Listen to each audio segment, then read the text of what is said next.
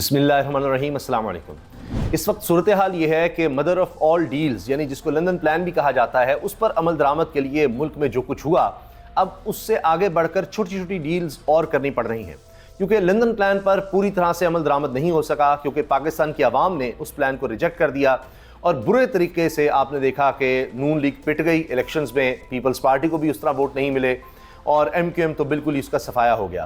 फिर बहुत ज़ोर ज़बरदस्ती करके आपने देखा कि किस तरह फॉर्म 47 का सारा ड्रामा रचाना पड़ा। अभी तक फॉर्म 45 इलेक्शन कमीशन लोड नहीं कर पाया, अभी तक नोटिफिकेशंस लोगों के आ रहे हैं, अभी तक वो मैच नहीं कर पा रहे कि फॉर्म 47 तो हमने जारी कर दिए, फॉर्म 45 नए सिरे से किस तरह बनाने हैं। तो बड़ा कुछ हो रहा है। अब सारा मीडिया इस वक्त, दुनिया का मीडिया, वो ये दिखा चुका है कि पाकिस्तान की तारीख के सबसे ज़्यादा रिग्ड इलेक्शंस हुए हैं और इस पर मुसलसल लिखा जा रहा है। अब हाल ये है कि ये जो आपने देखा कि एक्स ऐप को बंद किया गया, ट्विटर को बंद किया गया, ये भी वजह ये थी कि धांधली पर पर्दा डाला जा सके, ये डिस्कशन ना हो, पूरी दुनिया में पैगाम ना जाए कि देखिए जी क्या पाकिस्तान में डिस्कस हो रहा है, लोग यही कह रहे हैं इलेक्शन ठीक नहीं हुए, ये जो जाली हुकूमत आ रही है इसको कोई डिस्कस ना करे। अब बात यह है कि जब आपने बैन ही कर दिया, बंद ही कर दिया, तो इस पर कह रहे हैं कि इसका मतलब है दाल में कुछ काला तो है, जिसकी वजह से ये जनाब रोक रहे हैं कि कहीं कोई बात ही ना हो सके। अब इस वक्त फोकस कहाँ है? फोकस एक तो ये है कि जी इमरान खान किसी तरह बाहर ना आ जाए, जेल से बाहर आ गया तो कहानी ख़त्म है, क्योंकि वो एक ऐसा तूफ़ान होगा कि सबको बहा ले जाएगा। इमरान खान की पॉपुलैरिटी इतनी ज़्यादा है जेल में होते हुए, जब वो रिहा होंगे तो क्या होगा, पूरा पाकिस्तान बाहर निकल आएगा और एक जलसे की मार ये रह जाएगी हुकूमत, एक जलसे की, यकीन जानिए। ये इस वक्त बात हो रही है। तो लिहाजा हर सूरत अब ये नई डील जो है उसके तहत कि जी पुरानी डील जिस तरह है उस पर अमल दरामद नहीं हो सका पूरी तरह से, तो अब छोटी छोटी डील्स मजीद हो रही हैं जिसमें यह है कि जी इमरान खान किसी तरह बाहर ना आए। लेकिन इसमें मसला यह आ गया है कि जो इंटरनेशनल प्लेयर्स हैं उनका रोल बहुत ज़्यादा बढ़ गया है, क्योंकि पाकिस्तान में इस वक्त आप एक फ्री और फेयर इलेक्शंस करवा नहीं सके और उसकी वजह से एक मसाइल बन गए हैं। अब सबकी नज़रें इधर होंगी, अंदर कमज़ोरी है, अदम इस्तेहकाम है, माशी अदम इस्तेहकाम है, फैसले लेना मुश्किल हो जाएगा। अभी आप देखिए MQM क्या कर रही है, वो अपना हिस्सा मांग रही है कि जो चोरी और डाका डाला गया है उसमें कह रहे जी हमारा गोश्त का हिस्सा किधर है। अब मुलाकात का कहा जा रहा है कि जी जो हुई हैं उनमें चीज़ें तय नहीं हो पाई। शहबाज शरीफ साहब कहते हैं मुझे वज़ीर-ए-आज़म तो बन लेने दें, अभी तो हमने अपने लोगों के लिए काबीना नहीं डिसाइड की किस तरह से हमने बंदर बांट करनी है, तो आप बीच में आ गए हैं। तो कहते नहीं, पीपल्स पार्टी से भी तो चीज़ें आपने तय करनी है ना, कि जी चेयरमैन सेनेट उनका होगा। अब वो नाम भी यूसुफ रज़ा गिलानी का आ गया है आखिरकार, वरना अनवारुल हक काकड़ साहब का भी नाम लिया जा रहा था और पीपल्स पार्टी के अंदर उस पर बड़ी रिजेंटमेंट थी कि जी ये क्या बात हुई। लेकिन जरदारी साहब दूर की सोच रहे हैं कि अनवारुल हक काकड़ को लगाने का मतलब ये होगा कि अगली बारी फिर हमें मिल सकेगी, चीज़ें बड़ी अच्छी तय हो सकेंगी, दोबारा डील हमारे साथ हो सकेगी। लेकिन अब यूसुफ रज़ा गिलानी साहब का कहा जा रहा है, क्योंकि पार्टी के अंदर बड़े इख्तिलाफात थे और जिस तरह नून लीग के साथ चलने पर इख्तिलाफात थे, अभी भी बिलावल साहब जो है उनका चेहरा लटका हुआ है, वो अफसरदा हैं, परेशान हैं और वो खुश नहीं है। उनको भी लग रहा है कि ये जो कुछ होने जा रहा है इसमें मार पाकिस्तान पीपल्स पार्टी को भी पड़नी है। आप जितना मर्जी कर लेंगे जी हम तो हुकूमत में नहीं, हम तो काबीना में नहीं हैं, और प्रेशर तो आ रहा है। अब इस पर इरफान सिद्दीकी साहब कह रहे हैं कि जी जो हम फैसले लेंगे, जो प्राइवेटाइजेशन के लिए होंगे, दीगर हमें फैसले करने होंगे, उसमें हम अपनी मंशूर पर अमल करने की कोशिश करेंगे, लेकिन पीपल्स पार्टी हमारा साथ नहीं देगी और पॉइंट स्कोरिंग करेगी, तो हम क्या करेंगे। इसी तरह से आप देखिए ताज हैदर साहब ने यही हमारे साथ वीलॉग में ही जिक्र किया था, उन्होंने कहा जी IMF की डील के हम खिलाफ हैं, हमारे पास अपना एक प्लान है, तो IMF के पास तो ये हुकूमत आते ही जाएगी, फिर वहाँ पर मसला आएगा। ख्वाजा आसिफ साहब कह रहे हैं जी मिड टर्म की तरफ जाया जा सकता है, पहले भी इलेक्शंस हो सकते हैं, यानी इनका ख्याल है कि बिल्कुल ही हमारी पार्टी ख़त्म हो जाए, उससे पहले पहले इलेक्शंस करवा दिए जाएँ, कुछ तो हम बहाना बना कर निकलें। ये इस वक्त सूरत हाल है। लेकिन देखिए अभी ईसा नकवी साहब ने, बड़े ज़बरदस्त रिपोर्टर हैं, प्रोग्राम एंकर हैं, BN से वाबस्ता हैं, वो ये कह रहे हैं, उन्होंने अपने वीलॉग में इसका जिक्र किया है कि जो इंटरनेशनल इदारे हैं वो उनका नाम भी लेते हैं, उनके बारे में तफसील से डिस्कस किया है कि जो असेसमेंट करते हैं किसी भी मुल्क की, रिस्क असेसमेंट कह लें, फाइनेंशियल असेसमेंट कहें और इन्वेस्टमेंट के हवाले से, तो उनका ये कहना है कि पाकिस्तान में अदम इस्तेहकाम है और फिर आने वाले दिनों में भी नहीं पता कि क्या सूरत हाल होगी। अब इमरान खान को जेल में रखेंगे तो हालात बेहतर तो हो नहीं सकते। आप उनके खिलाफ पहले केसेस कर चुके हैं, आपने हालात देख लिए, लोगों का रिएक्शन ज़्यादा आया, साइफर का हो, तोशा खाना उस बार इद्दत का केस, अब 9 मई के भी हो सकते हैं केसेस होंगे, तो उसके बाद लोगों का पब्लिक ओपिनियन का आप क्या करेंगे, लोगों में तो और रद्दमल होगा।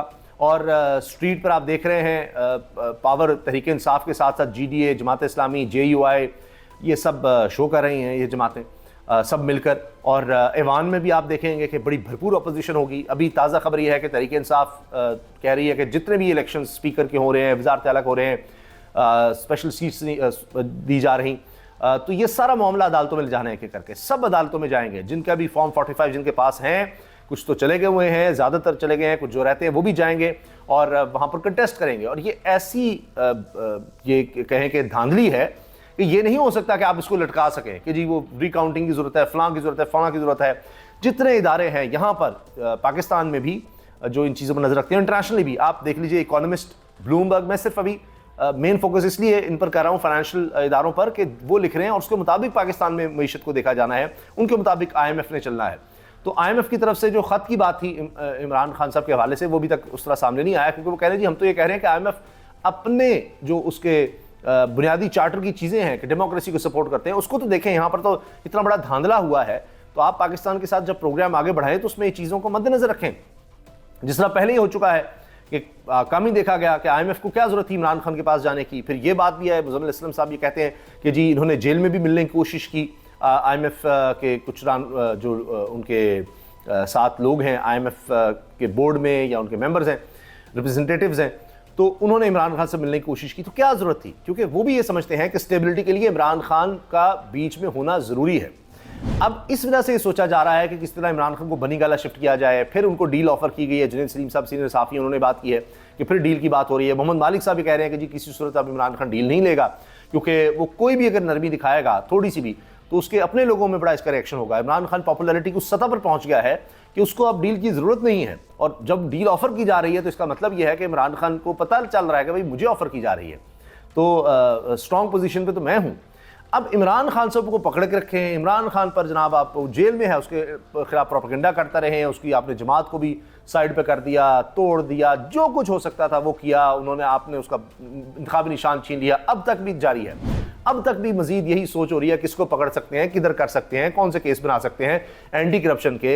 ये हुकूमत ने आकर यही कुछ करना है, इनका तो मेन फोकस ये है। अभी अपनी बंदर बांट इनकी नहीं पूरी हो रही, किसको किसका ओहदा देना है, क्या होना है।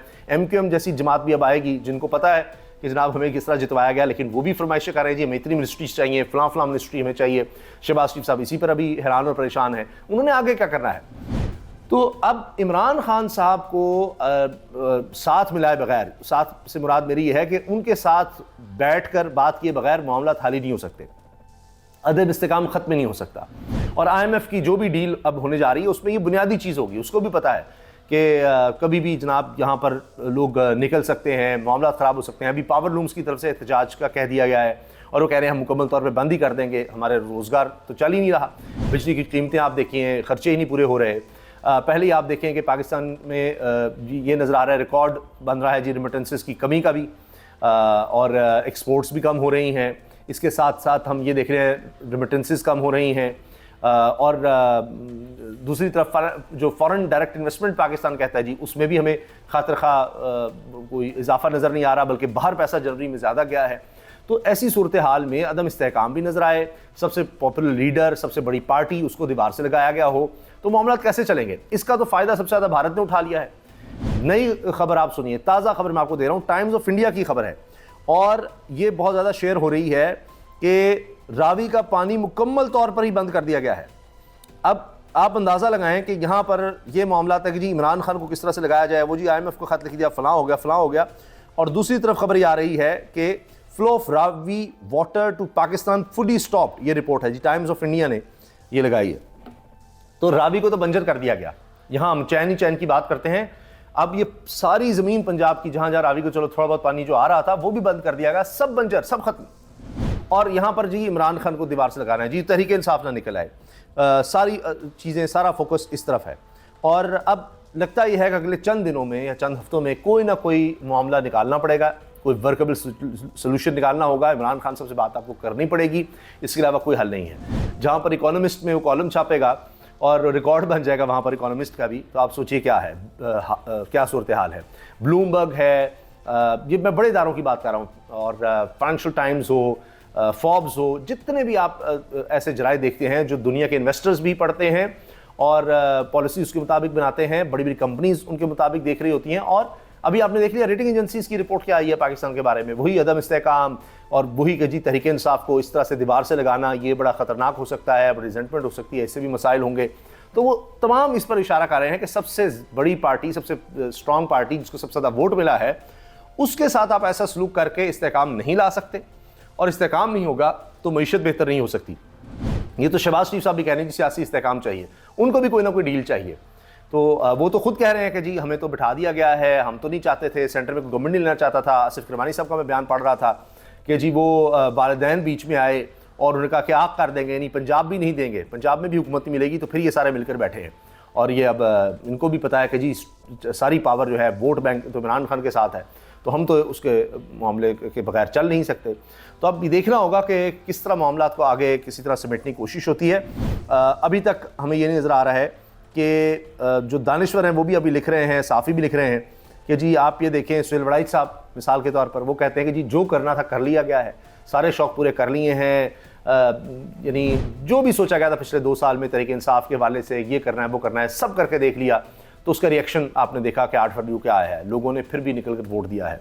हालांकि मुश्किलात थी, बहुत से मसाइल थे, इंतखाबी निशान भी थे, सब करके देखा, लोग तोड़े गए, गिरफ्तार किए गए, सब करके देख लिया।